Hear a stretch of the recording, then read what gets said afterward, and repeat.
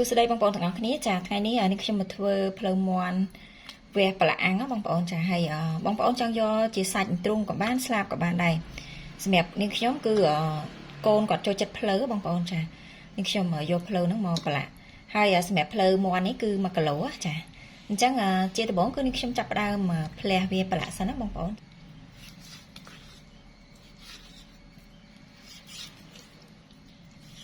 បងប្អូនចង់យកឆ្អឹងចេញក៏បានដែរចា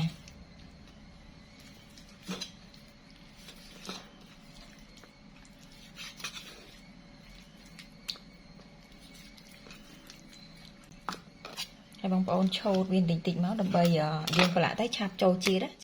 ចាអញ្ចឹងនេះខ្ញុំបានផ្លះសាច់មាន់រួចហើយចាបន្ទាប់មកទៀតនេះខ្ញុំចាប់ដើមដាក់គ្រឿងផ្សំចូលចាប៊ីចេង1ស្លាបព្រាកាហ្វេ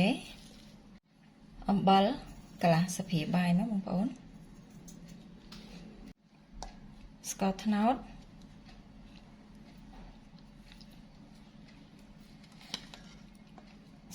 នេះខ្ញុំដាក់2ស្លាបព្រាបាយចាបន្តមកទៀតទឹកស្អ៊ីវ2ស្លាបព្រាបាយស៊ុបរ៉ូឌី1ស្លាបព្រាកាហ្វេចាបន្តមកទៀតម្សៅម្ទេសការ៉េដាក់ដើម្បីឲ្យមានពណ៌បើអត់មានទេយើងប្រើជាលក្ខរបស់យើងចាលក្ខដាក់ពណ៌ហ្នឹងចាម្សៅម្ទេសការ៉េនេះខ្ញុំដាក់1ស្លាបព្រាបាយបងប្អូនប្រេងខ្យង2ស្លាបព្រាបាយចាបន្តមកយើងធ្វើការប្រឡាក់អសប់ណា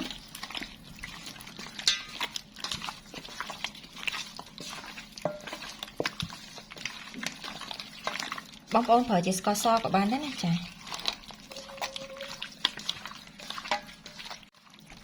សម្រាប់ភ្លៅមាន់ណាបងប្អូនផ្លះអញ្ចឹងបានយើងប្រឡាក់ទៅឆាប់ចូលជាតិបងប្អូនចាបើយើងប្រឡាក់ទាំងមូលគឺវាគ្រាន់ចូលជាតិចាតើតែយើងផ្អាប់ទុកមួយយប់អីបានចូលជាតិចាសម្រាប់សាច់មាន់ដែលយើងផ្លះអញ្ចឹងគឺយើងផ្អាប់តាម1ម៉ោងហើយគឺយើងអាចអាំងបានហើយចាអញ្ចឹងយើងប្រឡាក់សាច់មាន់ហ្នឹងប៉ុណ្ណឹងបងប្អូនចាបន្ទាប់មកយើងផ្អាប់ទុកក្នុងទូទឹកកករយៈពេល1ម៉ោងចាបងប្អូនអញ្ចឹងសម្រាប់ភ្លើងបងប្អូនត្រូវយកផេះ100អញ្ចឹងមកនៅពេលដែលយើងអាំងសាច់គឺវាអត់ឆាបអត់ឆេះបងប្អូនចា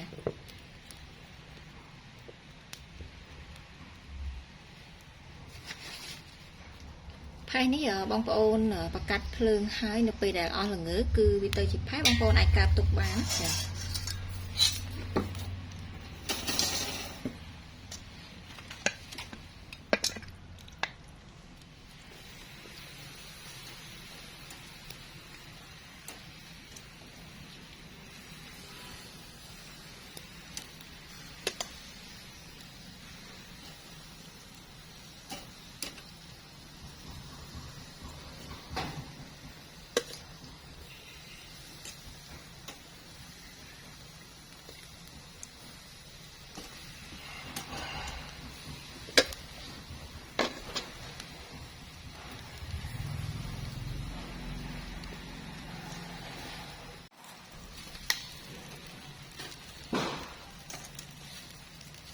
ចាយើងប្រែមទៅហៀងនេះណា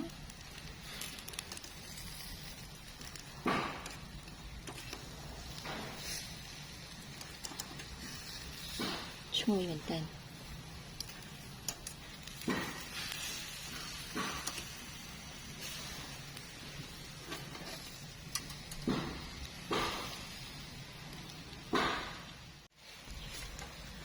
ចាបងប្អូនឆ្អិនហើយចានេះនិយាយពីក្លិនវិញគឺឈ្ងុយហ្មងណាអូយតំណងមែនតើបងប្អូន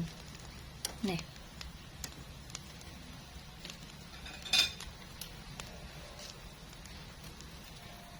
ចាមកកាត់ភ្លក់នៅលើជាក្រានហ្នឹងហ្មង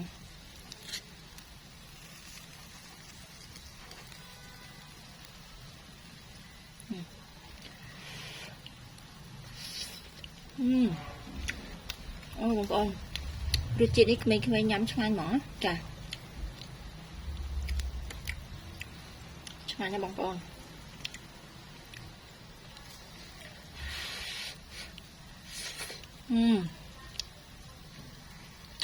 ឆ្ងាញ់ រសជាតិនេះគឺមេដៃហ្មងបងប្អូនចាចាអញ្ចឹងសម្រាប់វីដេអូគឺមានតែប៉ុណ្្នឹងទេអរគុណជំរាបលាបាយបាយ